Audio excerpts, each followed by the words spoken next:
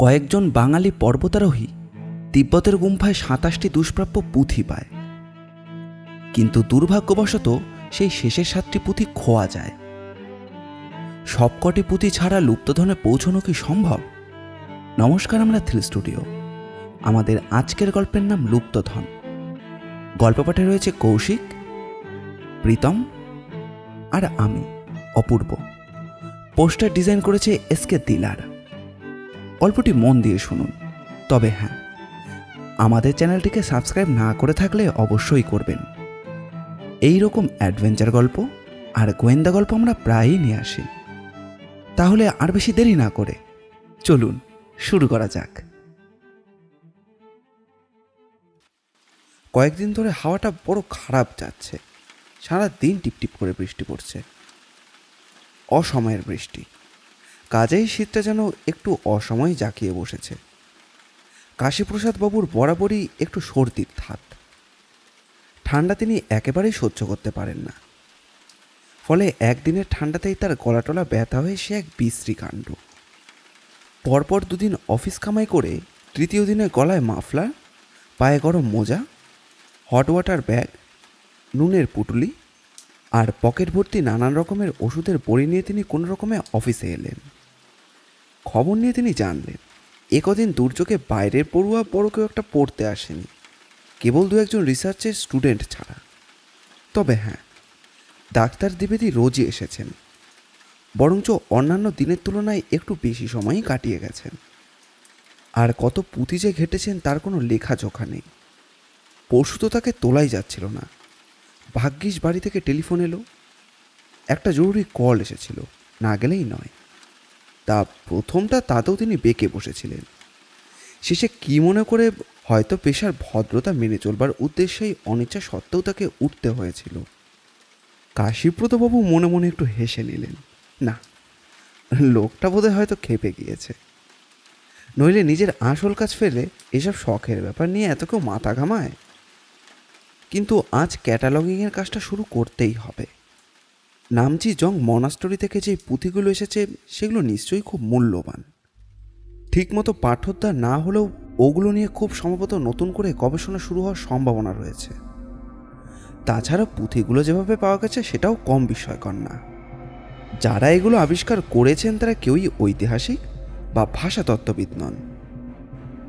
হিমালয়ের ওপরে কয়েকটি দুষ্প্রাপ্য জীবজন্তুর সন্ধানে একদল প্রাণীবিজ্ঞানী অভিযান চালিয়েছিলেন। তারাই এগুলো উদ্ধার করে এনেছেন। সেও এক মজার ব্যাপার বলা যেতে পারে। ছোটোখাটো এই অভিযাত্রী দলের নেতা ছিলেন এক তরুণ বাঙালি বিজ্ঞানী। অবশ্য দলের সঙ্গীদের মধ্যে অন্যান্য প্রদেশেরও লোক ছিলেন। নেপাল সরকার থেকে যথারীতি অনুমতিপত্র নিয়ে তারা প্রায় ১৬,০০০ ফুট উপরে উঠে যান। ওই সময় হঠাৎ একদিন প্রচণ্ড ঝড় ওঠে। তাঁবু টাবু ভেঙে তছনছ হয়ে যায়। কি করবেন ভেবে না পেয়ে সবাই যখন পাগলের মতো ছুটোছুটি লাগিয়েছেন, তখন দূরে আবছা কুয়াশার আড়ালে কালো মতো বিরাট কি একটা তাদের চোখে পড়ল। মরিবাজি করে সেই থেকেই ছুটলেন তারা। গিয়ে দেখেন এক অবাক কাণ্ড।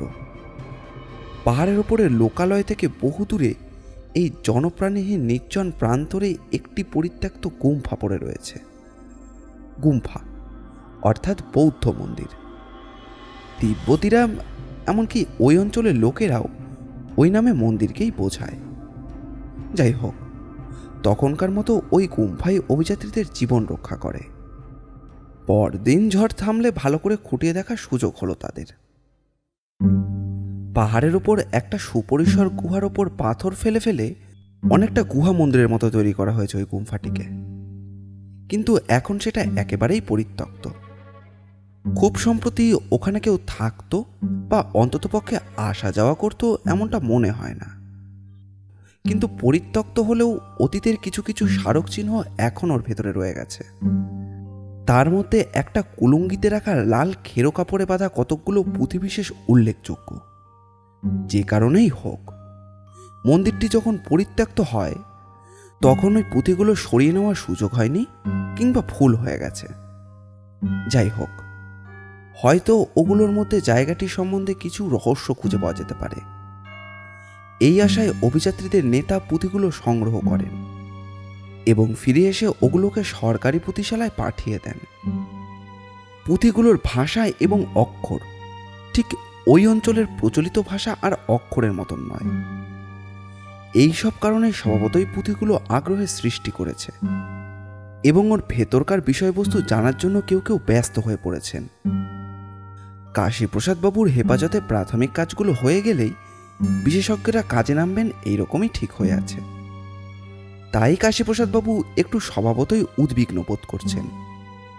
সব শুদ্ধ 27খানা পুঁথি, তার কোনোটাই খুব পুরু নয়। প্রতি পুঁথিতেই গড়পত্তা বড়জোর 100 কি 150 করে পৃষ্ঠা রয়েছে। তবে পুঁথিগুলো যে খুব পুরনো যুগের সে বিষয়ে কোনো সন্দেহ নেই। কাশীপ্রসাদবাবু একজন বেয়ারাকে সঙ্গে নিয়ে পুঁথিগুলো নামিয়ে ফেললেন। বেয়ারা গুনে গুনে সেগুলো টেবিলের উপর সাজাতে লাগলো। 1 2 3 5 7 10 14 15 17 18 19 আর 20। থামলে যে, আরও 7খানা আছে। আগে না বাবু, আর নেই, সব শুদ্ধ 20খানাই রয়েছে। বলো কি, ভালো করে দেখো, আশেপাশে কোথাও ঢুকে গিয়েছে বোধহয়। মোট 27খানা পুঁথি, আমার বেশ মনে আছে। কিন্তু না, আর পাওয়া গেল না। কাশীপ্রসাদবাবু তখন ভীষণ ঘাবড়ে গেছেন। শুরু হলো তন্ন তন্ন করে খোঁজা। নিজেও খুঁজতে শুরু করলেন। যদি কেউ তুলবার সময় অন্য পুঁথির মধ্যে ভুল করে কুচে দিয়ে থাকে, কিন্তু না, কোথাও নেই। 7-7খানা পুঁথি লোপাট হয়ে গেছে। কাশীপ্রসাদ বাবুর মাথায় যেন আকাশ ভেঙে পড়ল। কে কে নিতে পারে পুঁথিগুলো? কার এত খরচ? বা সত্যি করে বলতে গেলে কার এত দুঃসাহস? পুঁথিগুলোর মধ্যে কি লেখা আছে তাই তো কেউ জানে না। কাজেই কেউ লুকিয়ে বিক্রি করার মতলব নিয়েও সেগুলো সরিয়েছে বলে মনে হয় না। তাছাড়া সরকারি সম্পত্তি, ধরা পড়লে কঠোর শাস্তি হবে সেটা কি সে জানে না? পুঁথিগুলো নিয়ে ঘাটাঘাটি করেছে একমাত্র ডাক্তার দ্বিবেদী, কিন্তু তাকে তো আর সন্দেহ করা যায় না। তবে ভাবতে ভাবতে কাশীপ্রসাদবাবু সত্যিই আবার কাশি এসে গেল। পকেট থেকে কয়েকটা বড়ি বার করে তাড়াতাড়ি মুখে পুরে নিয়ে আবার ভাবতে লাগলেন তিনি। তবু একবার ডাক্তার দ্বিবেদীকে জিজ্ঞাসা করা উচিত। অন্তত পুঁথিগুলো যে পাওয়া যাচ্ছে না সেই খবরটাও তো তাকে জানানো উচিত, কারণ তার নিজেরও দরকার হতে পারে। কাশীপ্রসাদবাবু তখনই ফোন করলেন। জবাব এলো এক হিন্দুস্থানের কণ্ঠে। ডাক্তার সাহেব শহর সে বাহার হয়ে গেছেন, কোথায় কিছু মালুম নাই, কবে ফিরবেন সে বি আমি কিছু জানি না। সত্যি, ডাক্তার দ্বিবেদী কোথায় যেন নিরুদ্দেশ হয়ে গেছেন। বন্ধুবান্ধব, সহকারী, কর্মচারী, চাকর বাকর, কাউকে কিছু না জানিয়েই তিনি যে কোথায় চলে গেছেন কেউই বলতে পারে না। পুঁথিশালা থেকে যথাসময়ে পুলিশে খবর দেওয়া হয়েছিল। পুলিশও কেতামাফিক তদন্ত আরম্ভ করেছিল, কিন্তু কোনো হদিশ পাওয়া যায়নি। না ডাক্তার দ্বিবেদীর। জলজ্জান্ত লোকটা অমন রোয়িং প্র্যাকটিস ফেলে কোথায় যেতে পারে? নাকি তার কোনো বিপদ আপদ ঘটল? ক্রমে শেষে সন্দেহটাই প্রবল হয়ে উঠল। কিন্তু ঠিক এরই কাছাকাছি সময়ে খবরের কাগজে আরও একটি ছোট্ট খবর বেরিয়েছিল। অনেকেরই হয়তো সেদিকে দৃষ্টি পড়েনি। সেও এক নিরুদ্দেশের খবর, একটি নয়, এক জোড়া। তবে যারা নিরুদ্দেশ হয়েছিল তারা কেউই ডাক্তার দ্বিবেদীর মতো খ্যাতিনামা লোক নয়। নেহাতি দুটো বালক, তবে দুটি শহরের শিক্ষিত পরিবারের ছেলে, এবং স্কুলেও তুখোর ছেলে বলেই পরিচিত। এমনিতে তাদের মধ্যে কোনো যোগাযোগ ছিল বলে জানা যায়নি, কিন্তু তারা যেভাবে অপহৃত হয়েছে বলে সন্দেহ করা হচ্ছে তার পদ্ধতিটা প্রায় এক। কাজেই এই দুই ব্যাপারে একই দলের লোক সাহায্য করেছে এরকম সন্দেহ হওয়াটা খুবই স্বাভাবিক। পুলিশ এ ব্যাপারেও যে একেবারে হাত গুটিয়ে বসেছিল এমনটা কিন্তু নয়। শহরের এবং আশেপাশে দাগি ছেলেধরাদের আড্ডায় ঢু মেরে তারা সবাইকে জেরাটেরা করেছিল, কিন্তু এক্ষেত্রে তাদের 8-10টা তদন্তের মতোই কোনো ফল হয়নি। ছেলে দুটির নাম, একজনের নাম বেশ সাদাসিধে, শ্রীমান অনুতোষ বাগচি, আর অন্যজনের নাম একটু খটমটে, সুব্রহ্মণ্যম ভেঙ্কট রঙ্গনাথম। আমরা বরঞ্চ দুজনের নামেই কিছু কিছু বাদ দিয়ে অতঃপর প্রথম জনকে অনুতোষ এবং দ্বিতীয় জনকে রঙ্গনাথন বলে উল্লেখ করব। অনুতোষের বাবা বিশ্বতোষ একজন অ্যাডভোকেট, একটি ছেলে এবং একটি মেয়ে তার। মেয়েটি অর্থাৎ রুমাই বড়, স্থানীয় গার্লস কলেজের ছাত্রী সে। অনুতোষ এখনও স্কুলের গণ্ডি ছাড়ায়নি, কিন্তু বয়সের তুলনায় অনেক খবর রাখে, নানা দিকে তার উৎসাহ। মাস্টারমশাইরা বলেন ছেলে তো নয়, যেন একটা জলজ্যান্ত সাইক্লোপিডিয়া। রঙ্গনাথনের বাবা মিস্টার বরদাচারী একজন সরকারি চাকুরে। বরদাচারীরও দুটি সন্তান, একটি ছেলে ও একটি মেয়ে। রঙ্গনাথন স্কুলের ছাত্র, মেয়েটি অর্থাৎ রাজলক্ষ্মী কলেজে পড়ছে। দুটি সম্পূর্ণ পৃথক সমাজের এবং পৃথক পরিবারের ছেলে প্রায় একই সময় রহস্যজনকভাবে উধাও হয়ে গেল। ব্যাপার দুটোর মধ্যে কোনো যোগাযোগ আছে কিনা তা অনুসন্ধান করে দেখা দরকার। খবরটা পেয়ে বরদাচারী একদিন এলেন বিশ্বতোষবাবুর বাড়িতে। দুজনেরই ব্যথা একই জায়গায়, সুতরাং ছেলের সন্ধান না পেলেও ঘনিষ্ঠতা বেড়ে গেল তাদের, এবং ক্রমে সেটা কর্তাদের মধ্যে থেকে দুটি পরিবারের মধ্যেও ছড়িয়ে পড়ল। ফলে রুমা ও রাজলক্ষ্মীর মধ্যেও গড়ে উঠল একটি বন্ধুর সম্পর্ক। রুমা তার ছোট ভাইটিকে খুবই ভালোবাসত। রাজলক্ষ্মী ও রঙ্গনাথন বলতে প্রায় অজ্ঞান, সুতরাং বন্ধুত্বের বাঁধনটা সমবেদনার সুতোয় আরও নিবিড় হয়ে উঠল। ছুটির দিনে দুই বান্ধবী একবার না একবার একত্র হতোই। রুমা যেত রাজলক্ষ্মীদের বাড়িতে, নয়তো রাজলক্ষ্মী আসতো রুমাদের বাড়িতে। তখন যেসব গল্প হতো তা বেশিরভাগই হতো নিজেদের ভাইদের কেন্দ্র করে। ফলে রাজলক্ষ্মী আনুতোষকে চাক্ষুষ না দেখলেও তার নারী নক্ষত্র জেনে গিয়েছিল। তেমনি রুমাও জেনে গিয়েছিল রঙ্গনাথনের যাবতীয় টুকিটাকি সংবাদ। দেখতে দেখতে 5টা বছর কেটে গেল। এই দীর্ঘ সময়ের মধ্যে ডাক্তার দ্বিবেদীর আর কোনো খবর পাওয়া যায়নি। অনুতোষ আর রঙ্গনাথনকেও খুঁজে পাওয়া যায়নি আর। এমনকি সরকারি পুঁথিশালা থেকে যেই পুঁথিগুলো উদ্ধার হয়েছিল তারও কোনো হদিশ মেলেনি। লোকে সেগুলোর কথা আস্তে আস্তে ভুলে আসছিল। বিশ্বতোষবাবু এবং মিস্টার বরদাচারীও নিয়তির বিধানকে মেনে নিয়ে নিজেদেরকে সামলে নিয়েছিলেন। রুমা আর রাজলক্ষ্মীও ভাইদের কথা ভুলতে না পারলেও মনকে শক্ত করে এনেছিল। তাদের নিজেদের ভেতরকার বন্ধুত্বটা আরও দৃঢ় হয়ে উঠেছিল। ইতিমধ্যে দেশের হালচাল অনেকটা বদলেছে। বিদেশির অধীনতার নাগপাশ থেকে মুক্ত হয়ে স্বদেশী সরকার এটা ওটা নিয়ে নানা রকম এক্সপেরিমেন্ট করতে শুরু করে দিয়েছিলেন। কোনো কোনো ব্যাপারে সাফল্য লাভ করলেও অনেক ক্ষেত্রেই তারা নাস্তানাবুদ হয়ে পড়েছিলেন। সুযোগ বুঝে একদল ভুইফোর সমাজবিরোধী লোক প্রায় রাতারাতি মাথা চাড়া দিয়ে উঠেছিল। নিত্যকার জিনিসপত্র নিয়ে ছিনিবিনি শুরু করে দিয়েছিল তারা। জনসাধারণের মধ্যে অশান্তি বেড়ে উঠেছিল, আর সেই সুযোগে আরও একদল লোক বাইরে থেকে আঘাত আনবার চেষ্টা করছিল বারবার। ফলে সাধারণ লোকের অনেক সমস্যায় প্রায় ধামাচাপা পড়ে যাওয়ার জোগাড় হয়েছে। এহেন অবস্থায় কেই বা খোঁজ রাখে অনুতোষের, আর কেই বা খোঁজ করে রঙ্গনাথের। আর ডাক্তার দ্বিবেদীর তো বন্ধু বান্ধব ছাড়া তেমন আপন কেউই ছিল না, কাজেই তাকে নিয়ে কজনই বা মাথা ঘামাবে। পুঁথি হারানোয় কাশীপ্রসাদবাবু প্রথমটা অবশ্য একটু ঝঞ্ঝাটে পড়েছিলেন, কিন্তু আস্তে আস্তে তারও একটা সুরাহা করে নিয়েছিলেন কোনো রকমে। কলকাতার দক্ষিণে সুন্দরবনের দিকে প্রায় কাকদ্বীপ পর্যন্ত একটি সুন্দর রাস্তা ইতিমধ্যেই তৈরি হয়ে গেছে। তারই সংলগ্ন গঙ্গাসাগরের কাছেই আপাতত আমাদের একটু আসতে হচ্ছে। হ্যাঁ ঠিক, গঙ্গাসাগরে নয়, আগেই বলেছি। এ অঞ্চলে গঙ্গা থেকে অসংখ্য খড়িপথ খালের আকারে এদিক ওদিক ছড়িয়ে রয়েছে। তারই একটা ধরে বনের মধ্যে কিছুটা এগোলে ছোট একটা দ্বীপের মতো পাওয়া যাবে, যা নাকি আশপাশের জঙ্গল থেকে একটু স্বতন্ত্র। অনেকটা পরীক্ষার মতো ঘিরে রেখেছে জায়গাটাকে। সেকালে রাজরাজাদের কেল্লায় যেরকম থাকতো, ভেতরে গাছপালায় ঢাকা একটি উঁচু ময়দানের মতো। লম্বা চওড়ায় মাইলখানেক নিশ্চয়ই হবে। সেই ময়দানের মাঝখানে একটি উঁচু ঢিবির ওপর একটা রাঙা বাড়ি, আরও ভালো করে বললে ভাঙা বাড়ির ভগ্না বিশেষ। বহুদিনের পুরনো, কিন্তু আকারে বিশাল। মনে হয় কোনো রাজরাজায় এটা শখ করে বানিয়েছিলেন। তা যাই হোক, আপাতত এটাই আমাদের গন্তব্যস্থল। জনমানবহীন রাজ্যে গভীর জঙ্গলের মধ্যে একটা পুরনো ভাঙা বাড়ির কথা শুনলে হয়তো কেউই বিশ্বাস করতে চাইবে না। কিন্তু সুন্দরবনের ইতিহাস যারা জানেন তারাই বলবেন ব্যাপারটা মোটেও অসম্ভব নয়।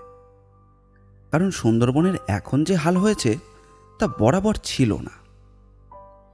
এক সময়ে কোনো কোনো অঞ্চল সত্যিই সমৃদ্ধ ছিল, লোকজনের বসতি ছিল, পথঘাট, দোকান পসার কিছুরই অভাব ছিল না।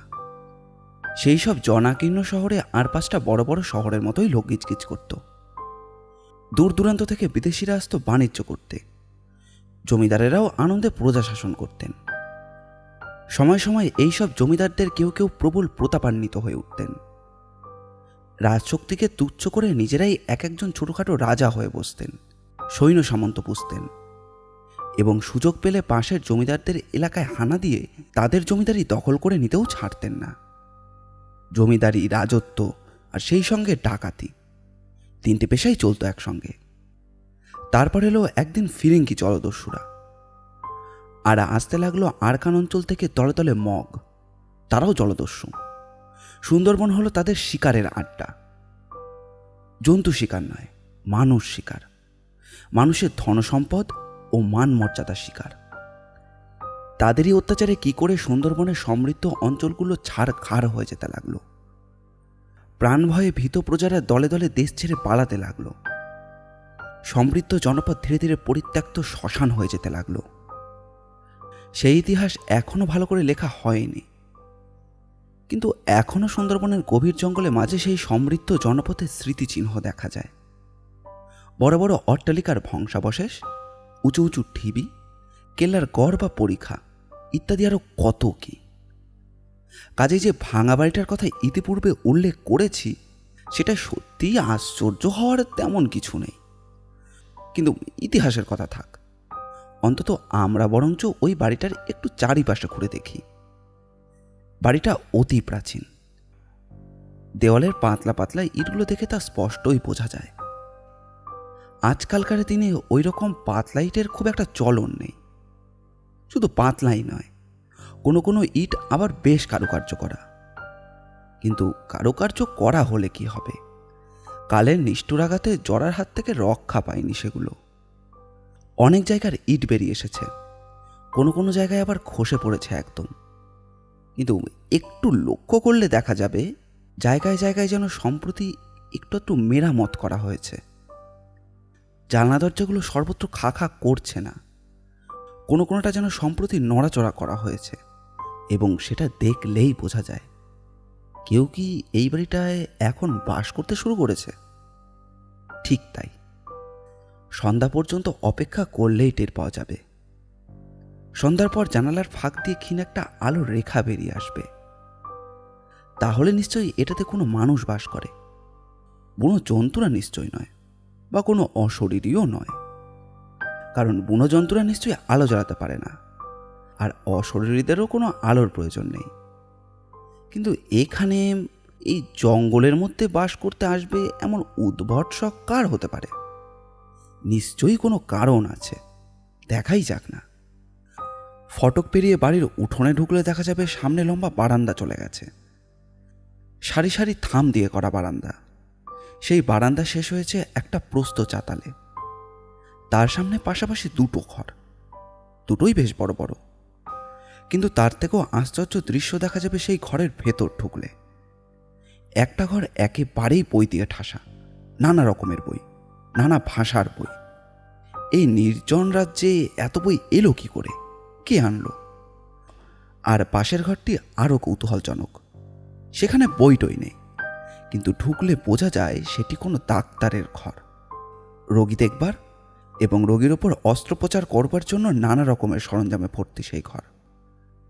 তবে কি এখানে কোনো ডাক্তার এসে থাকে? এই পাণ্ডব বর্জিত দেশে এসে সে আশ্রয় নিয়েছে? কি তার মতলব? কোনো গভীর বিষয় নিয়ে গবেষণা, নাকি লোকের চোখে ফাঁকি দিয়ে অজ্ঞাতবাস? কিন্তু বেশিক্ষণ দ্বিধায় কাটাবার দরকার নেই। ওই যে তিনি আসছেন, লম্বা সাদা কোট বাতাসে দুলছে, গালভরা লম্বা দাড়ি তাও তুলছে সেই সঙ্গে। তবে কি তিনি ডক্টর দ্বিবেদী? তিনি তিনি এই অদ্ভুত পরিবেশে এসে গা ঢাকা দিয়েছেন? সত্যিই ডক্টর দ্বিবেদী। সেই চেহারা, সেই পোশাক, তবে এই 5 বছরে চুলটা যেন আরও একটু পেকেছে। দাড়ি প্রায় সবটাই সাদা হয়ে এসেছে, তবুও তাকে চিনতে অসুবিধে হয় না। স্বভাবসিদ্ধ ভঙ্গিতে আজও তিনি ঘরের মধ্যে ঢুকে পায়চারি করতে লাগলেন। একটু পরে একটি ছেলে এসে তার পাশে দাঁড়ালো। ছেলেটি বয়সে তরুণ, মুখে সবে গোফে রেখা দেখা দিয়েছে, সুন্দর ও সুগঠিত দেহ। হাসি মুখে এসে সে ডাকলো, দাদু। ডক্টর দ্বিবেদী ফিরে তাকালেন, তার মুখেও সস্নেহ হাসি। আজ পরীক্ষা নেবে না দাদু? নিশ্চয়ই নিশ্চয়ই। বলে ডক্টর দ্বিবেদী শেলফ থেকে একটা বাঁধানো বই টেনে বার করলেন। চকিতে একবার পাতা উল্টে বইখানা দেখে নিয়ে ছেলেটির হাতে তুলে দিলেন সেটা। ছেলেটি বইখানা নাকের কাছে ধরে খানিকক্ষণ কি যেন দেখল, তারপর হয়েছে বলে হাসি মুখে দ্বিবেদীর হাতে সেটা ফেরত দিয়ে দিল। দ্বিবেদী ইশারা করতেই যেমন এসেছিল তেমনই আবার চলে গেল। ছেলেটি যাবার পরেও ডক্টর দ্বিবেদী খানিকক্ষণ অপেক্ষা করলেন, তারপর ধীরে ধীরে শেলফগুলোর দিকে এগিয়ে খানিকক্ষণ ভেবে চিনতে উঁচু একটা তাকের ওপর কতকগুলো বইয়ের পেছনে গুজে রাখলেন বইখানা। প্রায় 8 ঘন্টা পরে ছেলেটি আবার ফিরে এলো। ডক্টর দ্বিবেদী তার দিকে চেয়ে মৃদু মৃদু হাসতে লাগলেন। ছেলেটি সামনে এগিয়ে এলো, তারপর একবার চোখ বুজে নাক ভরে নিঃশ্বাস নিল, এগিয়ে গেল শেলফের দিকে। তারপরে হঠাৎ যেন পেয়ে গেছে এমনভাবে থমকে দাঁড়ালো। পরক্ষণে হাত বাড়িয়ে তাকের পেছন দিক থেকে বইখানা টেনে বার করল সে, এবং বিজয়ের ভঙ্গিতে ডাক্তার দ্বিবেদীর হাতে তুলে দিয়ে মৃদু মৃদু হাসতে লাগলো। ডাক্তার দ্বিবেদীও সেই হাসি ফিরিয়ে দিয়ে তার পিঠে একটা মৃদু চাপড় মারলেন। সাবাস। ও শুধু সাবাসে হবে না, বকশিস। ডক্টর দ্বিবেদী তার লম্বা ঝোলার কোটের মধ্যে হাত ঢুকিয়ে দিলেন। তারপর কে জানে কোন চোরা পকেট থেকে টেনে বার করলেন একটি চুইংগাম। ডক্টর দ্বিবেদী পান খান না, তামাক, চুরোট বা সিগারেটেরও তার নেশা নেই, কিন্তু চুইংগাম তার দারুণ প্রিয়। ছাত্রাবস্থায় ইংল্যান্ডে থাকতে এই বদভ্যাসটা আয়ত্ত করেন তিনি, এবং এখনও রয়েছে সেটা। এই বুড়ো বয়সেও তা ছাড়তে পারেননি। কাজ করার সময় মুখে একটা চুইংগাম তার থাকাই চাই, এবং এর ফলে ওই জিনিসটা সর্বদাই তার পকেটে পকেটে ঘোরে। জানি না দাঁত পড়ে গেলে কি করবেন। গুরুর কাছ থেকে শিষ্যরা দেখা যাচ্ছে এই অভ্যাসটি আয়ত্ত করেছে। চুইংগাম বার করার সঙ্গে সঙ্গে ওদিকের বারান্দা থেকে আরও একটি ছেলে ছুটে এলো। এই ছেলেটিও ওই প্রথম ছেলেটিরই প্রায় সমবয়সী, তবে চেহারাটা একটু বেশি কালো। ডক্টর দ্বিবেদীর দিকে হাত বাড়িয়ে বলল, আর আমার ওটা?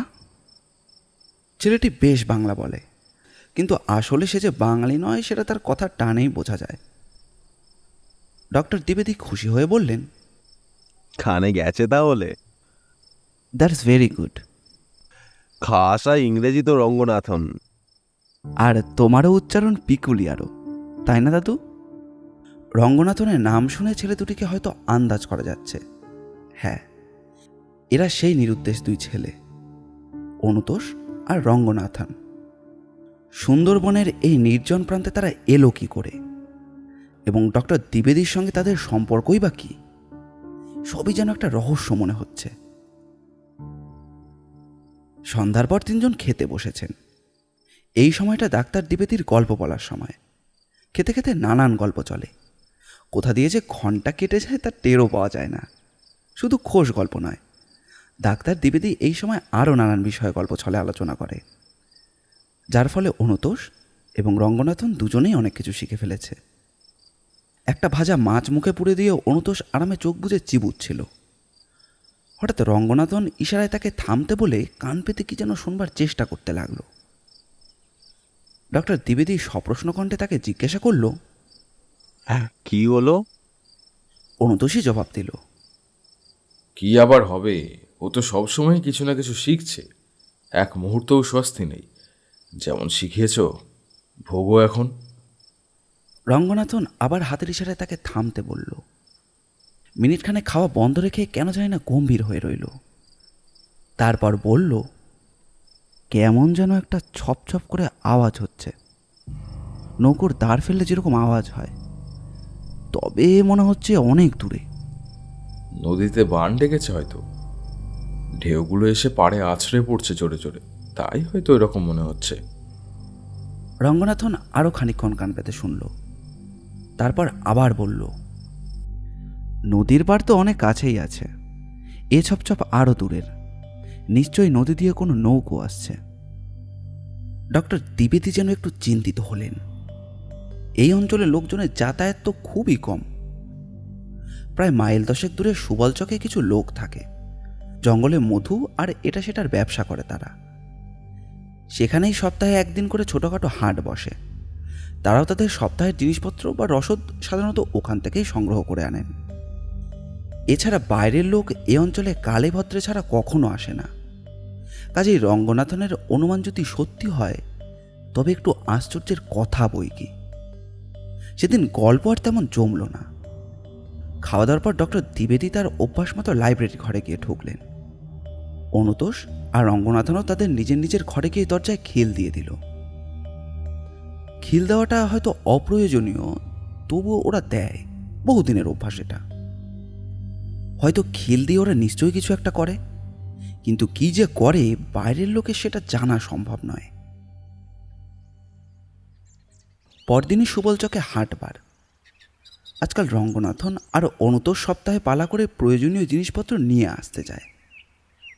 খুব ভোরে উঠেই রওনা দিতে হয়, নইলে সময় মতো হাট মেলে না। এ অঞ্চলে বাঘের উপদ্রব আছে, অন্য বন্য জন্তুও কম নেই। তাই বাটপাড়িরা বিকেলের অনেক আগেই হাট তুলে দিয়ে যে যার আস্তানায় ফিরে যায়। কাজেই হাট সকালের দিকেই ভালো জমে। আজ রঙ্গনাথনের পালা ছিল, কিন্তু ডাক্তার দ্বিবেদী বললেন, না, আজ একা যেও না, দুজনে একসঙ্গে যাও বরং। কি জানি কিছু একটা ঘটলে। আর তুমি যে একা থাকবে, বিশ্বনাথটা থাকলে না হয় তবুও হতো। বিশ্বনাথ ওদের এখানে কাজ করত, বেশ বিশ্বাসী, এ অঞ্চলেরই লোক। দিন কয়েকের ছুটি নিয়ে বাড়ি গেছে, দিন 10 পরে আবার আসবে বলে গেছে, কিন্তু এখনও ফেরেনি। অবশ্য ফেরার সময়ও হয়নি। ডাক্তার দ্বিবেদী হেসে বললেন, আমার ওপরে আবার কে হামলা করবে? আমাকে ধরে পাবেই বা কি? বাঘে ধরলে রুঠো মাংস থেকে ফেলে দেবে। ডাকাতে ধরলেও কিছু হিরে জহরত পাবার আশা নেই তাদের। এক দাড়িওয়ালা চামড়া কোচকানো মুন্ডু কেটে নিয়ে কী বা করবে তারা? ডাকাতে কালিরও পছন্দ হবে না নিশ্চয়ই। কি যে বলো দাদু। আচ্ছা তাহলে দুজনেই যাই, ফিরতে কিন্তু সেই বেলা কাবার হয়ে যাবে। হাট শেষ করে আর একটু এগিয়ে দোলাই সর্দারের কাছে একবার যাব, যদি ভালো মধু পাই তাও নিয়ে আসবো কিছুটা। ডক্টর দ্বিবেদী ধীরে ধীরে বাগানের দিকে এগিয়ে গেলেন। অনেক যত্ন করে তিনি বিশ্বনাথের সাহায্যে এই বাগানটি তৈরি করে তুলেছেন। নানা রকমের দুষ্প্রাপ্য কাজ, যা বিশেষ করে এই অঞ্চল ছাড়া দেখা যায় না, খুঁজে পেয়ে এনে লাগিয়েছেন তিনি। কাঁটাওয়ালা বুনো ঘাস, বেগুনি রঙওয়ালা জবা, গাঢ় নীল রঙের স্থলপদ্ম, লাল অগ্নিশ্বর কলা, পঞ্চমুখী তাল, সাতার ডাব, আরও কত কি। সব গাছে এখনও ফল হয়নি, কিন্তু গাছ যেরকম সতেজ বেড়ে উঠেছে তাতে আশা করা যায় নির্দিষ্ট সময়ের আগেই ফলন হবে। নানা রকমের কবিরাজি গাছগাছরাও বাদ যায়নি। হিমকর্পূর, নিম্ব লবঙ্গ, মহাভৃঙ্গোত্তম, সূচিশলাকা, বনদূষর, চিতাম্বুলি, আরও কত সব। নাম করতে গেলে মনেও থাকে না, বই খুলে খুলে বলতে হয়। ডাক্তার দ্বিবেদী একটি গাছ ভালো করে দেখবার জন্য একটি ঝোপের দিকে যেই এগিয়েছেন, এমন সময় 4-5 জন জোয়ান জোয়ান লোক এসে তাকে ঘিরে ধরল। একজন একটা মোটা বাঁশ তুলে ধরে বলল, সেলাম ডাক্তার সাহেব, সর্দার আপনার ভেট মাংছেন। সর্দার? কে সর্দার? কোন সর্দার? এরই মধ্যে ভুলিয়ে গেলেন ডাক্তার সাহেব, ভুল্লু সর্দার। এবার মালুম হচ্ছে, সেই যাকে পান 10,000 টাকার রুপইয়া খাইয়েছিলেন, সেই ভুল্লু আপনার সাথে মুলাকাত করনে আয়া। আমার কাছে? আমি কে কাম হে? আমি কিছু বলতে পারবো না, সর্দার দিছে পুছিয়ে। চলিয়ে বলে সে ইশারা করে ডাক্তার দ্বিবেদীকে এগোনোর জন্য নির্দেশ দিল। ডাক্তার দ্বিবেদী উপায়ন্ত না দেখে ওদের সঙ্গে সঙ্গে জলের ধারে এলেন। সত্যিই একটা বড় নৌকো নোঙর করা আছে জলের ধারে, বেশ বড় নৌকো, ছোটোখাটো একটা বজরার মতো। আর তারই পাটাতনের ওপর মোড়া পেতে বসে রয়েছে এক বিশালাকার দানবাকৃতি লোক। পরনে লুঙ্গি আর গায়ে একটা ডোরাকাটা গেঞ্জি, মাথায় একটা চেক কাটা কাপড় পাগড়ির মতো ফেটটা দিয়ে বাঁধা। এই যে দলের সর্দার ভুল্লু, তা এক লহমায় চিনে যাওয়া যায়। ডাক্তার দ্বিবেদীকে দেখে ভুল্লু আকর্ণ বিস্তৃত হাসি হেসে নেমে এলো। আভূমি সেলাম করে বলল, এই যে ডক্টর সাহেব, সব খবর ভালো তো? ভালোই। তা তুমি এদিকে কি করতে? এই যাচ্ছিলাম একটু বাড়িতেই, মনে হলো ডক্টর সাহেব তো এখানেই আছে, একটু দেখা টেকা করেছে। কিছু রুপিয়ার ভি দরকার ছিল, নিয়ে নিব। ডক্টর দ্বিবেদী তীক্ষ্ণ দৃষ্টিতে তাকালেন ভুল্লু সর্দারের দিকে। ভুল্লু কিন্তু কিছুমাত্রই বিচলিত হলো না, বলল, দরিয়ার ওপর বসিয়ে বসিয়ে কি কোথা হয় ডক্টর সাহেব? চলুন, আপনার ডেরায় চলুন। এই মাংলু, চল, ডক্টর সাহেবকে কোঠি নিয়ে চল। ডক্টর দ্বিবেদী লক্ষ্য করলেন শুধু মংলুই নয়, তাদের দলের আরও 5-7 জন গাট্টাগোট্টা জোয়ান আবার তাকে ঘিরে ধরেছে। অগত্যা বিনা প্রতিবাদে তিনি ধীরে ধীরে নিজের আস্তানার দিকে ফিরে চললেন।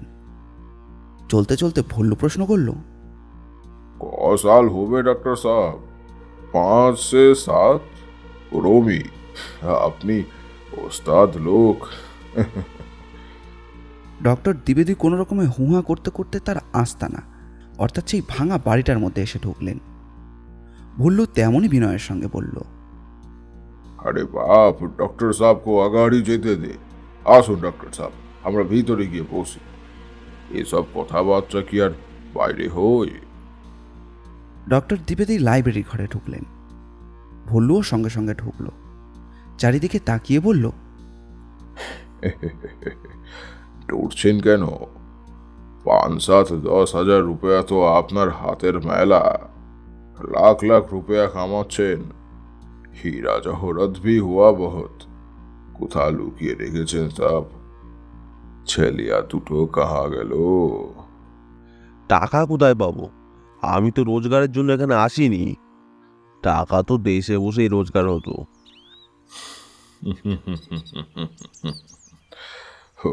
সব কথা दूसरा লোককে বলবেন, আমাকে না। তো দুটো লড়কেকে ভাগিয়ে আনবার জন্য 10,000 রুপয়া আপনি নিজে আমাকে দিয়েছেন। আমি গিনে গিনে নিয়েছি।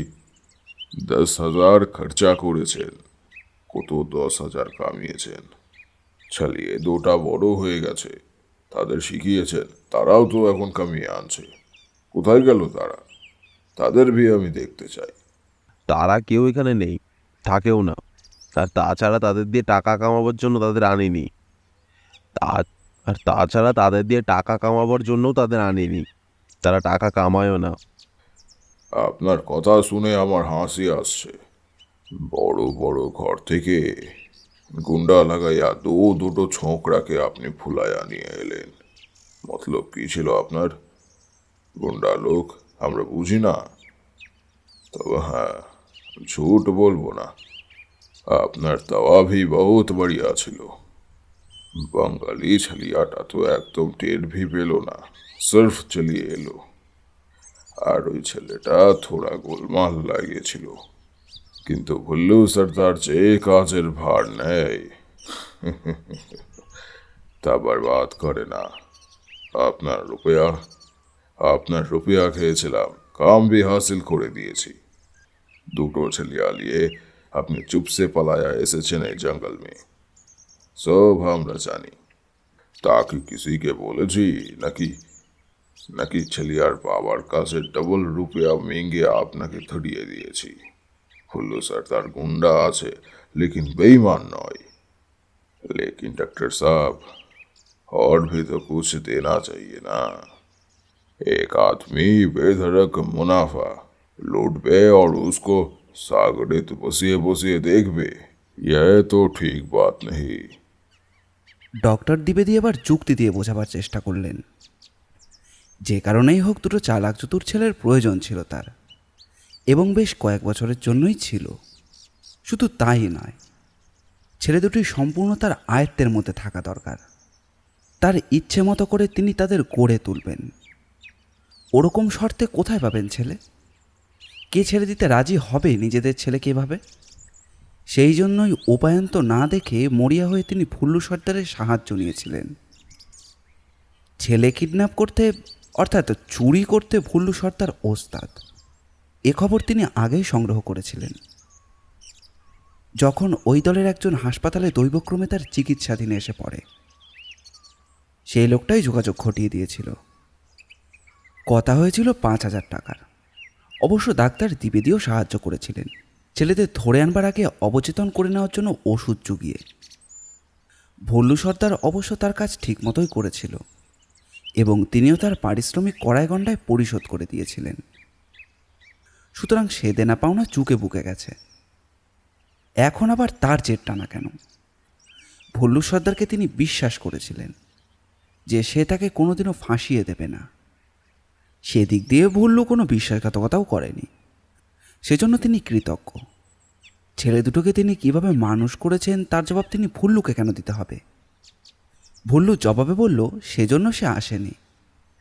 ছেলে দুটোকে তিনি যেভাবেই ব্যবহার করুন না কেন তাতে তার কোনো যায় আসে না। তবে কিনা সে খবর পেয়েছে ছেলে দুটোর দাম এখন বহুত মাঙ্গা হয়ে উঠেছে। ওরা অনেক কিছু করতে পারে এবং ডক্টর সাহেব তার পূর্ণ সুযোগ নিচ্ছেন। নিশ্চয়ই তাহলে তিনি এতদিনে কোটিপতি হয়ে গেছেন এবং সেই জন্য কিছু টাকা তারও প্রাপ্য। কথা কাটাকাটি চলল কিছুক্ষণ।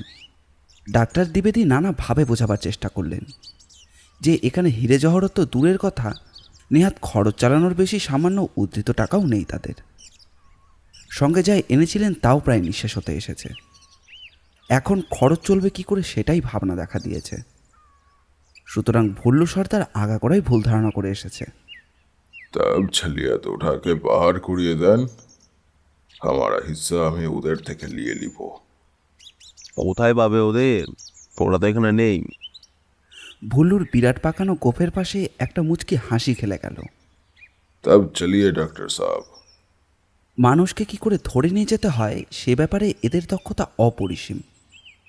মুহূর্তের জন্য ডাক্তার দ্বিবেদী অনুভব করলেন কে যেন সজোরে তার নাকে একটা তীব্র ওষুধ মাখানো রুমাল চেপে ধরেছে আর দুজন মিলে তার হাত পা দড়ি দিয়ে বাঁধবার উদ্যোগ করছে। বৃদ্ধ ক্ষীণভাবে বাধা দেওয়ার চেষ্টা করলেন, কিন্তু তার আগেই তার দেহ অসাড় হয়ে চেয়ারের ওপর ঝুলে পড়ল। ভল্লুর দল আর বেশি দেরি করল না। চটপট কাজ করে ডাক্তার দ্বিবেদীকে কাঁধে তুলে নিয়ে এগিয়ে চলল নৌকোটার দিকে। অনুতোষ আর রঙ্গনাথন হাটের সওদা শেষ করে যখন দোলাই সর্দারের ঘরে গেল তখন বেলা 1 প্রহর পার হয়ে গেছে। মধু নিতে গিয়েছিল তারা, কিন্তু সর্দার তখন ঘরে ছিল না। তার বউ উঠোনে চাতাই পেতে চুল শুকোচ্ছিল। তুমি বরঞ্চ একটা হাঁড়ি দাও আর সর্দারের গামছাটা নিয়ে গেছে নাকি? অনুতোষ আর বাক্য ব্যয় করল না। রঙ্গনাথনকে সঙ্গে নিয়ে এসে এগিয়ে চলল বনের ভেতর দিয়ে। বনের মধ্যে পায়ে চলা পথ এঁকে বেঁকে কোথায় গিয়েছে কে জানে। অনুতোষ কিন্তু নির্ভাবনায় চলছে। মাঝে মাঝে এদিক ওদিক ফিরে নাক ভরে নিঃশ্বাস নিচ্ছে, তারপর আবার এগিয়ে চলছে। খানিকক্ষণ বাদে তারা একটা উঁচু জায়গায় এসে পড়ল। মানে মাঝখানটা উঁচু, চারিদিক ঢালু হয়ে গেছে। আর সেই ঢালু জায়গা জুড়ে কতগুলো শাল পিয়াল আর সুন্দরী গাছ জায়গাটাকে ছায়াচ্ছন্ন করে রেখেছে। তারপর দূরে একটা গাছে সত্যিই দেখা গেল সর্দারকে। 5-7টা হাঁড়িতে সে ইতিমধ্যেই টাটকা মধু ভরে ফেলেছে। এরা পুরনো খরিদ্দার, সর্দার দুজনকেই চেনে। এসে বলল, শাবাশ, এখানে জঙ্গলে খুঁজে খুঁজে এসেছো বাবুরা? হ্যাঁ, আমাদের যে তাড়াতাড়ি ফিরতে হবে। দাও দাও, মধু দাও, একেবারে টাটকাটাই দিও কিন্তু। সব টাটকা। দোলাই সর্দার টাটকা ছাড়া কাজ করে না। করলেই বিদেশ বুয়ে জঙ্গলে পড়ে থাকতো না। নাও, কতটা নেবে? হাড়ি এনেছো? এই যে আমারই হাড়ি দেখছি। শুধু তোমার হাঁড়ি নয়, গামছাটাও তোমারই, চিনতে পারছো না? ওটা অবশ্যই তোমায় ফেরত দিয়ে যাব। গামছা দিয়ে হাঁড়িটা বেঁধে আনতে সুবিধা হলো কি না? তাছাড়া হ্যাঁ, ইনঅ্যানিমেট গাইড। সেদিন অনুতোষ আর রঙ্গনাথনের আস্তানায় ফিরে আসতে প্রায় দিন কাবার হয়ে এলো। ভেবেছিল ঠুকেই দেখবে দাদু চায়ের টিপয় বারান্দায় এনে সমস্ত সরঞ্জাম করে তাদের জন্য অপেক্ষা করছেন। কিন্তু কোথায় দাদু? এঘর ওঘর খুঁজেও তার কোনো হদিশ পাওয়া গেল না। দাদু দাদু বলে দুজনেই ডাকতে লাগলো, কিন্তু তবুও সাড়া পাওয়া গেল না। অন্য সময় বিশ্বনাথ থাকে, কিন্তু আজ আর বাড়িতে দ্বিতীয় কোনো লোক নেই। ব্যস্ত হয়ে দুজনেই লাইব্রেরির ঘরে ঢুকলো। দেখা গেল ডাক্তার দ্বিবেদীর চেয়ারখানা উল্টে পড়ে আছে, কিছু জিনিসপত্রও এদিক ওদিক ছড়ানো। কিছু আগে এখানে যে একটা ধস্তাধস্তি হয়েছে তার একটা চিহ্ন রয়েছে। একটা অমঙ্গল আশঙ্কায় শঙ্কিত হয়ে উঠল দুজনেই।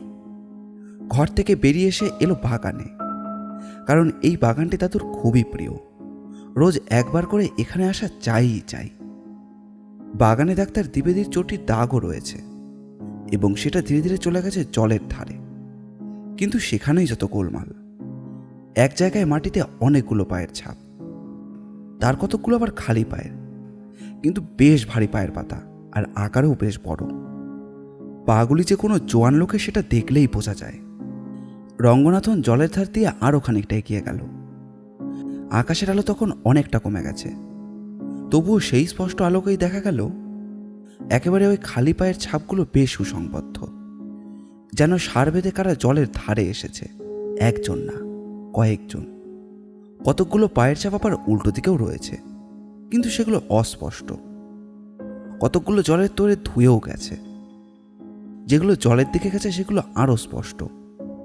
এখান থেকে সহজেই অনুমান করা হয় কেউ জল থেকে উঠে আগে বাড়ির দিকে গিয়েছিল, তারপর আবার ফিরে এসেছে। বাড়ির দিকে যাওয়ার দাগগুলোর মধ্যে যেন চটির দাগটাও দেখা যাচ্ছে, কিন্তু উল্টো দিকে অর্থাৎ জলের দিকে যাওয়ার দাগগুলিতে সেরকম কিছু চোখে পড়ল না। অর্থাৎ হয় ডাক্তার দ্বিবেদী ওই দলের ছিলেন না, কিংবা কেউ তাকে পাঁচাকোলা করে তুলে নিয়ে গিয়েছে, মাটিতেই নামতে দেয়নি। যদি শেষেরটা সত্যি হয় তবে নিশ্চয়ই তিনি কোনো বিপদে পড়েছেন, নইলে এভাবে তাকে মাটিতে হাঁটতে না দিয়ে পাঁচাকোলা করে নিয়ে যাবেই বা কেন? তাছাড়া অতগুলো লোক সবাই জলের মধ্যে মিলিয়ে যায়নি নিশ্চয়ই তারা নৌকো নিয়ে এসেছিল, এবং তাতেই দাদুকে তুলে নিয়ে গেছে। রঙ্গনাথনের মনে পড়ল কালকে রাত্রে সেই দূর থেকে শোনা ছপ আওয়াজ, নিশ্চয়ই তার ফেলার শব্দ। তখন ব্যাপারটায় কেউ অতটা গুরুত্ব দেয়নি, কিন্তু হয়তো নৌকোটাই যত সর্বনাশের কারণ। যুক্তিতর্ক দিয়ে ব্যাপারটা বিশ্লেষণ করে চলল ওরা। বড় নৌকো খুব জোরে যেতে পারে না। এ অঞ্চলে ঘুরে ঘুরে ওখানকার নদী নালা প্রায় সবই মুখস্থ হয়ে গেছে ওদের। কোনো নৌকোকে বেরিয়ে যেতে হলে সুবলচকের খাল দিয়েই বেরোতে হবে। বড় দরিয়ায় পড়তে অন্তত 8 থেকে 10 ঘন্টা লাগবে। সুতরাং ওরা যদি ছোট দ্রুতগামী ডিঙিটা নিয়ে বেরিয়ে পড়ে, তাহলে বড় দরিয়া পড়বার আগেই ওদের নাগাল পাওয়া যেতে পারে। এ ডিঙির গতিবেগ সাধারণত বজ্রার 3-4 গুণ তো বটেই। অবশ্য যদি বড় দরিয়ার দিকে না গিয়ে ওরা আত্মগোপন করে থাকে, তাহলে ওদের আর কিছু করবার নেই। তবুও চেষ্টা তো করতেই হবে। দ্রুতবেগে কিছু সরঞ্জাম নিয়ে ওরা বেরিয়ে পড়ল। অনুতোষ ডাক্তার দ্বিবেদীর লঙ্গরটাও কাঁধে তুলে নিল। ওটা দিয়ে কি হবে? প্রশ্ন করল রঙ্গনাথন। দরকার আছে, সংক্ষেপে উত্তর দিল অনুতোষ। একটু পরেই একখানা ছোট ডিঙি শোষো করে প্রচণ্ড বেগে ছুটে চলল সুবলচকের খালের দিকে।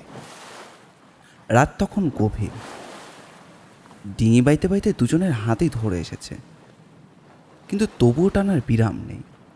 দুজনেরই মন উদ্বেগে ব্যাকুল। দূরে একটা উঁচু চূড়ার মতো কিছু একটা দেখা যাচ্ছে অন্ধকারে, কিন্তু ওটাকে চিনতে কষ্ট হয় না। অনুতোষ সেদিকে রঙ্গনাথের দৃষ্টি আকর্ষণ করে বলল, আমরা বোধহয় ফিরিঙ্গি বেল্লা এসে পড়লাম। এখান থেকে দরিয়া 5 ক্রোশ। ফিরিঙ্গি কেল্লার একটু ইতিহাস আছে। আসলে ওটা ঠিক কেল্লা নয়, গির্জা বলা যেতে পারে। একসময় সুন্দরবনে তখন পর্তুগিজ জলদস্যুরা উৎপাত করছিল, আর সেখান থেকে বাঁচার জন্যই ছোট করে একটা কুঠির বানায় তারা।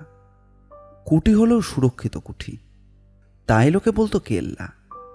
উঁচু প্রাচীর দিয়ে ঘেরা এই কুঠিরের বিশেষত্ব ছিল ভেতরকার একটি গির্জা। বৃত্তি হিসেবে দস্যুতা গ্রহণ করলেও এইসব পর্তুগিজদের কারো কারো মনে ধর্মকর্মের খানিকটা মন ছিল, কিংবা বলা যায় ভয় ছিল। সে যাই হোক, তারই প্রমাণস্বরূপ গির্জার চূড়াটা এখনো খাড়া হয়ে দাঁড়িয়ে আছে, যদিও ভেতরকার কেল্লা বা কুটি এখন সম্পূর্ণ পরিত্যক্ত। কোথাও ছাদ ভেঙে পড়েছে, কোথাও বা দেওয়াল ফুঁড়ে আত্মপ্রকাশ করেছে বড় বড় বনস্পতি। লোকে দূর থেকে সভ্রমে চোখে দেখে, কিন্তু কাছে যেতে সাহস পায় না। গুজব আছে এখানে ভেতরে একসময় বাঘের আড্ডা ছিল, এখন কি তা কেউ জানে না। হঠাৎ রঙ্গনাথন দাঁড় থামিয়ে মুখে আঙুল দিয়ে অনুতোষকে থামতে বলল। তারপর আঙুল বাড়িয়ে একটা ফাঁড়ির দিকে ইশারা করল। হ্যাঁ, অনুতোষও দেখতে পেয়েছে। খাল থেকে একটা ছোট শাখা ডান দিকে ফাঁড়ির মতো বেরিয়ে গেছে, এবং তারই অন্ধকারে আবছা অন্ধকারে গাছের নিচে প্রকাণ্ড কি একটা যেন বাঁধা রয়েছে না। এবারে দুজন সন্তর্পণে নিঃশব্দে ডিঙিটা ফাঁড়ির মুখে নিয়ে এলো। হ্যাঁ, যা ভেবেছিল ঠিক তাই। প্রকাণ্ড একটা বজরা বাঁধা রয়েছে গাছের নিচে, কিন্তু ভেতরে কেউই নেই। তাহলে তাহলে আরোহীরা গেল কোথায়? তবে কি ওই ফিরিঙ্গি কেল্লাতেই সবাই ঢুকেছে? ওটা কি এখন বাঘেদের বদলে ডাকাতদের আড্ডা? হালকা ডিঙিটাকে সন্তর্পণের ডাঙায় তুলে একটা ঝোপের আড়ালে লুকিয়ে রেখে বেরিয়ে এলো ওরা। রঙ্গনাথন আবার কান খাড়া করে কি যেন শুনতে লাগলো। নিস্তব্ধ রাত্রি, আকাশ ভরা তারা জল জল করছে, চাঁদও সাধ্যমতো আলো ছড়াচ্ছে। দুজনে সন্তর্পণের চোর কাটা আর বুনো ঘাস এড়িয়ে এগিয়ে চলল কেল্লার দিকে। কেল্লার চারিদিকে প্রাচীর, কিন্তু বেশিরভাগ জায়গায় ধসে পড়েছে। যদিও তার ভেতরে ঢোকাটা সহজ সাধ্য নয়। ভাঙা ইটের পাঁজা আর জঙ্গল এমনভাবে ছড়িয়ে আছে যে অতি বড় সাহসী লোকও সেদিকে এগোতে ভয় লাগে। এক জায়গায় সামান্য একটু ফাঁক থেকে আশুতোষ পা বাড়িয়েছিল। রঙ্গনাথন সঙ্গে সঙ্গে এক হ্যাচকায় তাকে টেনে আনলো। কারণটা পরক্ষণেই জানা গেল। যে ঝুলন্ত ডালটা ধরে অনুতোষ লাফিয়ে প্রাচীরটা পার হবে বলে ভেবেছিল, সেটা আসলে কোনো ডালই নয়, সেটা একটা বিরাটাকার ময়াল সাপ। তবুও যেতে হবে। ডাক্তার দ্বিবেদীকে যে এখানেই ধরে আনা হয়েছে সে বিষয়ে ওরা নিঃসন্দেহ। প্রায় ঘণ্টাখানেকের চেষ্টায় একটা সরু পথ পাওয়া গেল।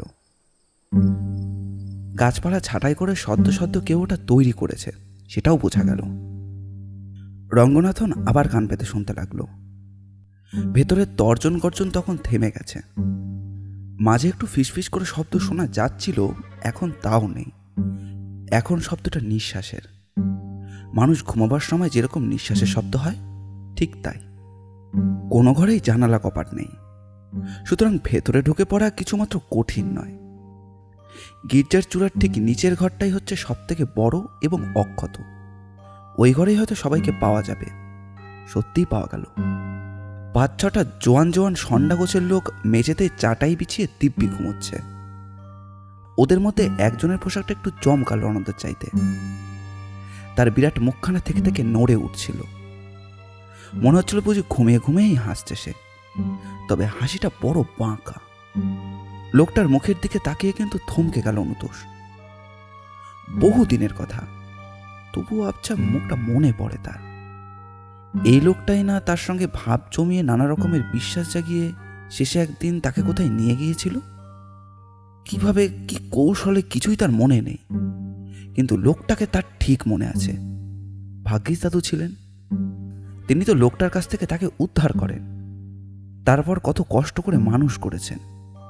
দাদুর হালচাল একটু অদ্ভুত, কিন্তু মানুষটির তুলনা হয় না।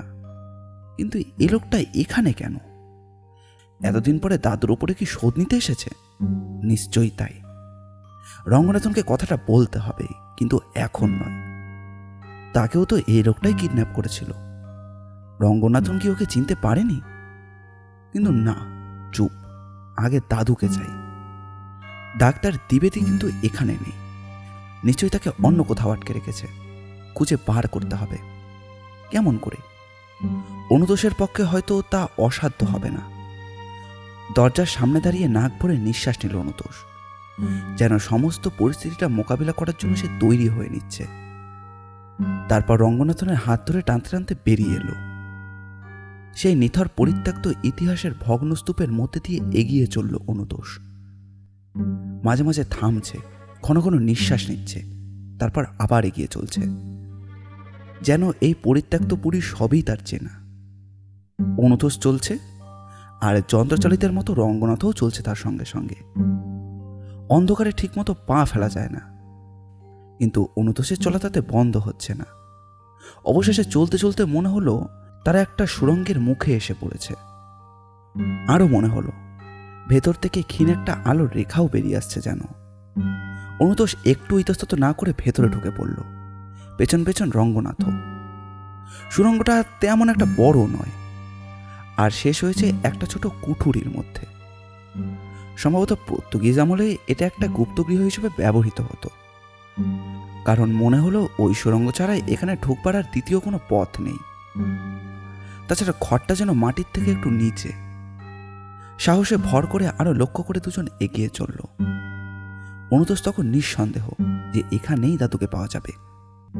ঘরের এক কোণে দেখা গেল সত্যি একটা লোক শুয়ে আছে, তার হাত পা শক্ত করে দড়ি দিয়ে বাঁধা।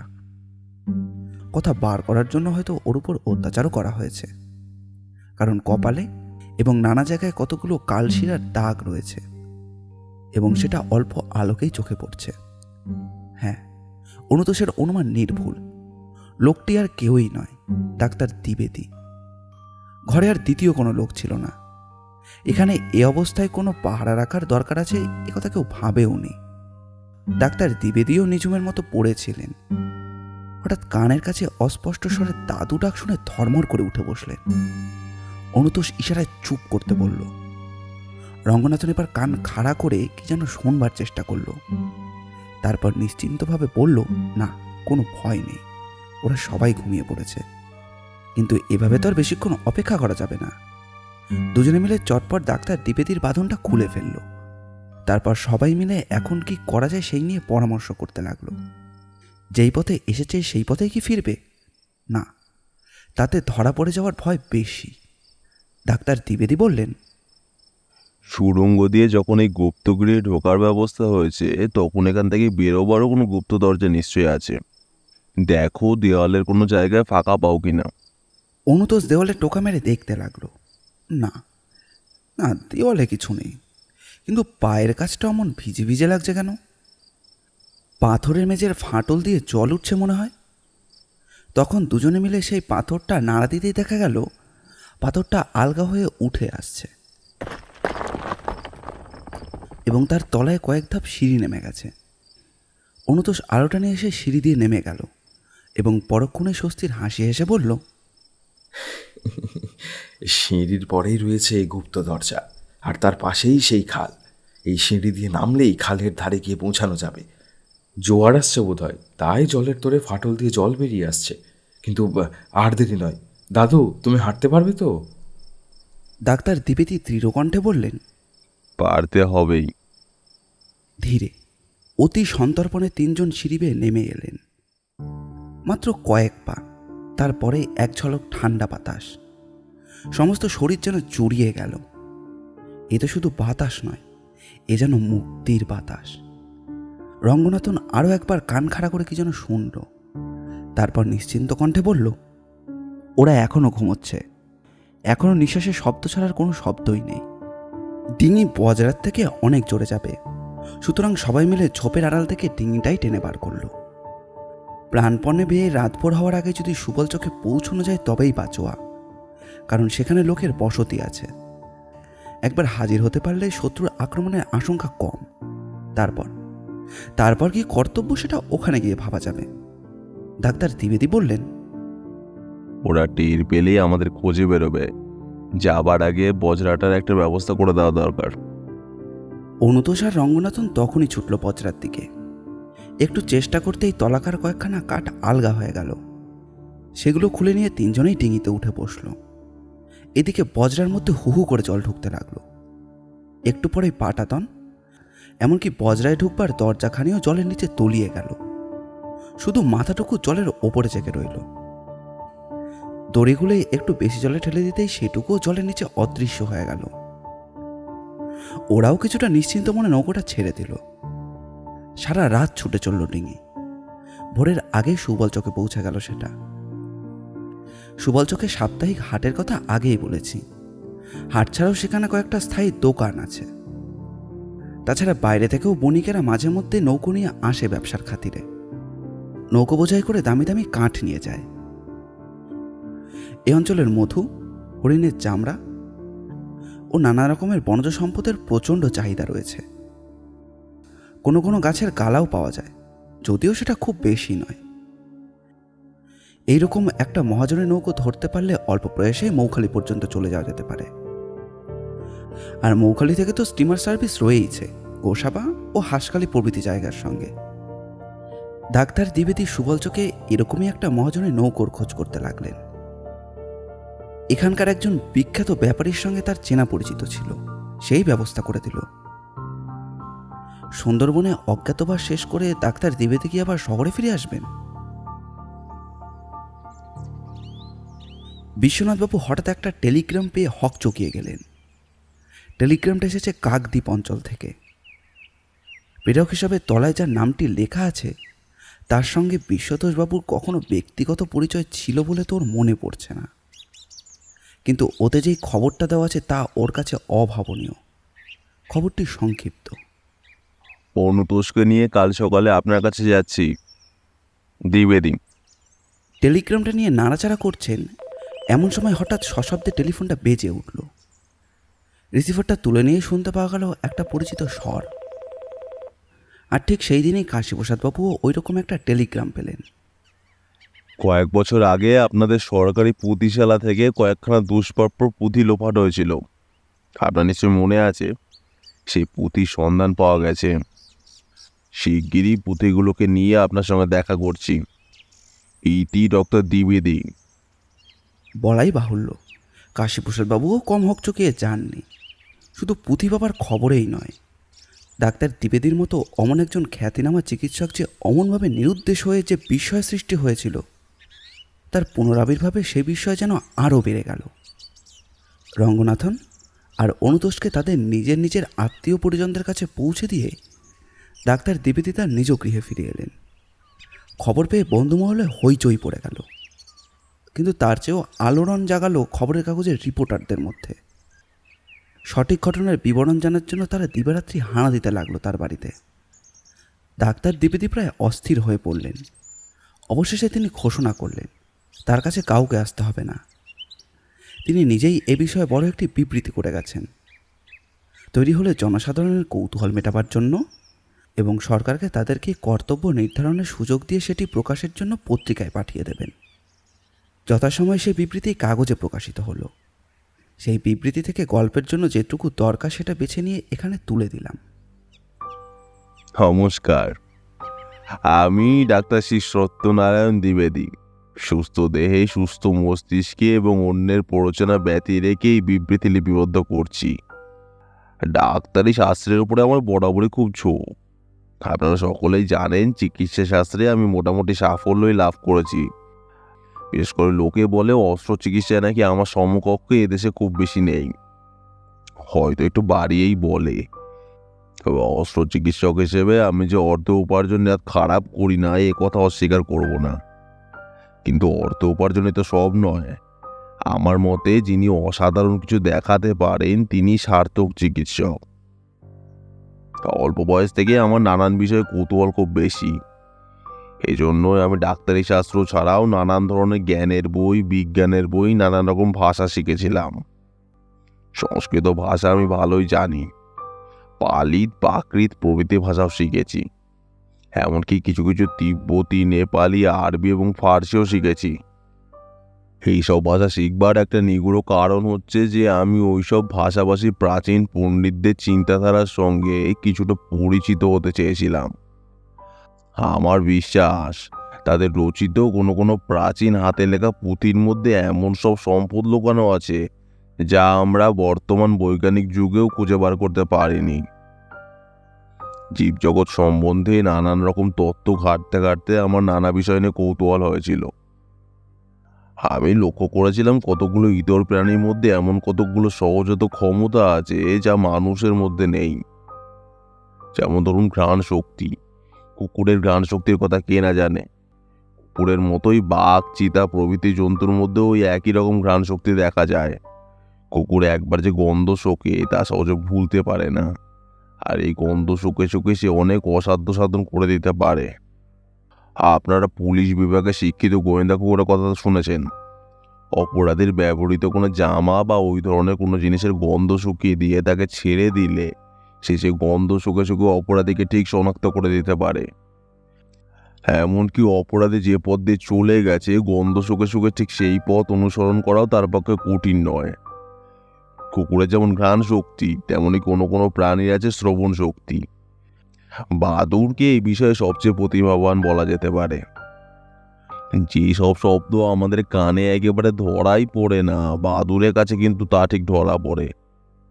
বহু দূরের শব্দ, খুব ধীর ফিসফাস শব্দ, তাও সে বুঝতে পারে। এজন্যই আজকাল বিজ্ঞানীরা বাদুড়কে বলে জ্যান্ত র্যাডার। র্যাডার যন্ত্রের সাহায্যে কি করে বহু দূরে অদৃশ্য প্লেন বা জাহাজের অস্তিত্ব ধরা পড়ে তা তো আপনারা নিশ্চয়ই জানেন। অস্বাভাবিক ঘ্রাণ শক্তি, শ্রবণ শক্তির মতো আরও নানান রকমের অস্বাভাবিক শক্তি কোনো কোনো ইতর প্রাণী আছে যা মানুষের নেই। কেন নেই এই প্রশ্ন স্বভাবতই আমার মনে এসেছিল, এবং আমি অনুসন্ধান করে জেনেছিলাম যে সেই নেই কথা বলাটা ঠিক নয়। বলা উচিত মানুষের এই ক্ষমতাগুলো লোপ পেয়েছে। বিজ্ঞানে একটা কথা আছে, ক্রমাগত ব্যবহারের ফলে প্রাণীরা যেমন এক একটা ক্ষমতা অর্জন করে, তেমনি ক্রমাগত অব্যবহারের ফলে এক একটা ক্ষমতা হারিয়েও ফেলে। যেমন ধরুন, জিরাফের গলা লম্বা কেন? কারণ জিরাফের যা প্রিয় খাদ্য, গাছের কচি পাতা, তা গাছের অনেক উঁচুর দিকেই গজায়, নিচের দিকে মেলে না। সেটা খেতে গেলে ঘাড় উঁচু করে তবেই তা খেতে পারা যাবে। এইভাবে চেষ্টা করতে করতে বেশ কয়েক পুরুষ পরে দেখা গেল জিরাফের ঘাড়ই আগের তুলনায় লম্বা হয়ে গেছে। আবার দেখুন, বেশিরভাগ পাখি উঠতে পারে, কিন্তু উট পাখি উঠতে পারে না। কারণ উট পাখি যেখানে বাস করে সে অঞ্চলে তার প্রয়োজনীয় জিনিস সে ডাঙাতে এত সহজে পায় যে তাকে আর উড়ে গিয়ে গাছে উঠে তা সংগ্রহ করতে হয় না। কাজে পাখা থাকলেও উট পাখি তার আর ব্যবহার করে না, ফলে বহু পুরুষ পরে দেখা গেল তার উড়বার ক্ষমতায় চলে গেছে। মানুষের বেলাও ঠিক ওরকমটি হয়েছে। বন্য মানুষ সর্বদা শত্রুদের মধ্যে বাস করত। নানা রকম হিংস্র প্রাণীরা তার এই শত্রু। সেই জন্য মানুষকে সর্বদাই সতর্ক থাকতে হতো। কান পেতে শুনতে হতো তাদের আসা যাওয়ার শব্দ। নিঃশ্বাসের সঙ্গে শুকে শুকে দেখতে হতো কোথায় তার শত্রু আছে। সুতরাং তখন মানুষের ওইসব ইন্দ্রিয়গুলো খুবই সজাগ ছিল। ঠিক কুকুরের মতো ঘ্রাণ শক্তি বা বাদুড়ের মতো শ্রবণ শক্তি মানুষের না থাকলেও তার ওইসব শক্তি যে এখনকার মানুষের চেয়ে অনেক তীব্র ছিল সে বিষয়ে সন্দেহ নেই। সভ্যতার সঙ্গে সঙ্গে মানুষের ওইসব প্রয়োজন ফুরিয়েছে বলেই ওইসব ক্ষমতা ধীরে ধীরে লোপ পেয়ে এসেছে। কিন্তু মানুষের এইসব লুপ্ত ইন্দ্রিয় বা লুপ্ত ক্ষমতা কি নেহাতি তুচ্ছ করবার মতন? ধরুন, আমরা যদি কোনো রকমে ওইসব ক্ষমতা আবার ফিরিয়ে আনতে পারতাম, তাহলে একালের বুদ্ধিমান মানুষ আরো কত বড় শক্তিমান হতো। তখন তার কিছুই অসাধ্য থাকতো না।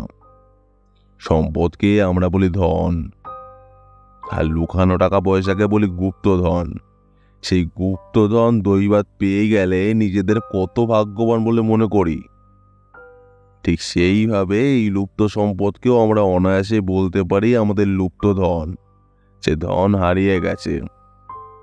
আরব্য উপন্যাসে দৈত্যের মতো আবার যদি আমরা তাকে উদ্ধার করে ঘোড়ায় বন্দি করতে পারি, তাহলে সে লুপ্ত ধন আমাদের কত বড় সম্পদ হতে পারে তা কি সত্যি উদ্ধার করা যায় না? ভারতীয় ঋষিরা নানা রকম যৌগিক প্রক্রিয়ার উল্লেখ করে গেছেন। সেই সব প্রক্রিয়া সাধন করতে পারলে মানুষ অনেক অস্বাভাবিক ক্ষমতা লাভ করতে পারে, কিন্তু এইসব প্রক্রিয়ার বিবরণ প্রায় হারিয়ে গেছে। তন্ত্রশাস্ত্রেও এর কিছু উল্লেখ ছিল, কাজে আমি খুঁজে খুঁজে ওই ধরনের পুঁথিগুলো সংগ্রহ করে পড়ে দেখতে লাগলাম। নিজের বিদ্যে যখন কুল হতো না, তখন আমি ওই বিষয়ে অভিজ্ঞ তান্ত্রিক সন্ন্যাসীদের সাহায্য নিতেও ছাড়তাম না। আর ওই সঙ্গে আমি আরও একটা পরীক্ষা শুরু করলাম, ডাক্তারি শাস্ত্রের অভিজ্ঞতা। বিশেষ করে অস্ত্র চিকিৎসক হিসেবে আমার ধারণা হলো যে আমাদের শরীরের বিশেষ বিশেষ কতগুলো স্নায়ুর উপর সঠিকভাবে অস্ত্রোপচার করতে পারলে তাকে আরও সতেজ করে তোলা যেতে পারে। আর আমাদের ওই বিশেষ বিশেষ ইন্দ্রিয়গুলো ওই সব স্নায়ু শক্তির উপরই বিশেষ করে নির্ভর করে। এই বিষয়েও আমি নানা দুষ্প্রাপ্য বই নিয়ে পড়াশোনা শুরু করলাম, এবং নিজের অপারেশন থিয়েটারেও দোস্তুর মতো অনেক গবেষণা আরম্ভ করে দিলাম। যেসব প্রাণীর ওইসব ইন্দ্রিয়ের ক্ষমতা খুব বেশি তাদের নিয়ে পরীক্ষা চালালাম, যাদের কম তাদের নিয়েও। শুধু তাই নয়, এই অস্ত্র চিকিৎসা আর যৌগিক প্রক্রিয়া একত্র করে ব্যাপারটাকে আরো ত্বরান্বিত করা যায় কিনা সেটা হলো আমার একটা প্রচেষ্টা। তো এই সময় খবরে পেলাম নামচিজং মনস্ট্রি থেকে কতকগুলো দুষ্প্রাপ্য তান্ত্রিক পুঁতি এসছে, যার তখনও সঠিক পাঠোদ্ধার হয়নি। বলা বাহুল্য তখনই ছুটলাম সরকারি পুঁতিশালায়, এবং আশ্চর্য, ওগুলো কিছুদিন নাড়াচাড়া করে ওর কিছু কিছু পুঁথির পাঠোদ্ধারও করে ফেললাম। দেখলাম আমি যা চাইছিলাম তাই আছে পুঁথিতে। আমার আর কপি করার সবুর সইছিল না।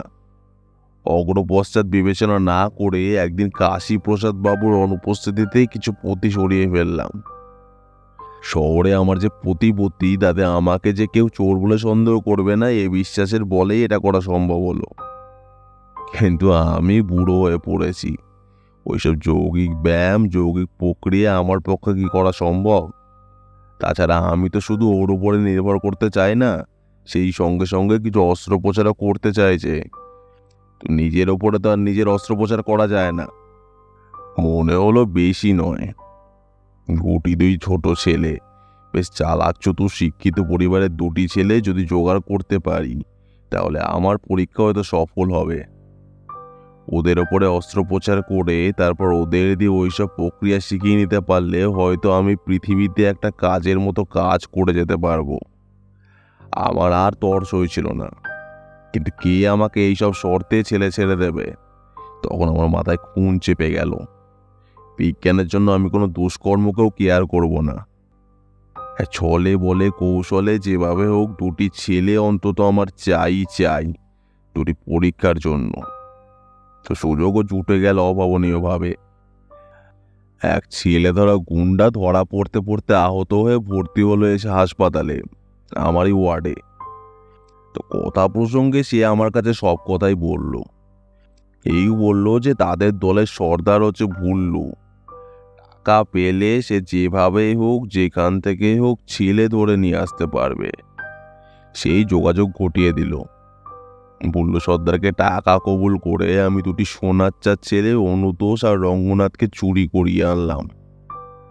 অবশ্য ওদের অবচেতন করে রাখবার জন্য ওষুধপত্র যা লাগে আমি জুগিয়েছিলাম।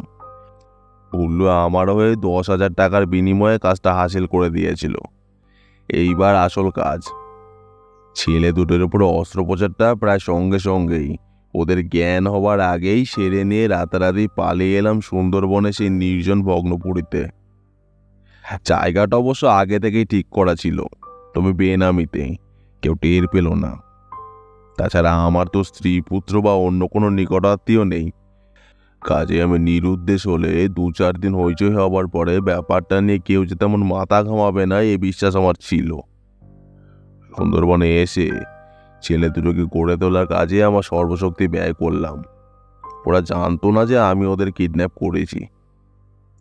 উল্টে ওরা আমাকে ওদের গুন্ডার হাত থেকে উদ্ধারকর্তা মনে করে আমার ভীষণ অনুগত হয়ে পড়ল।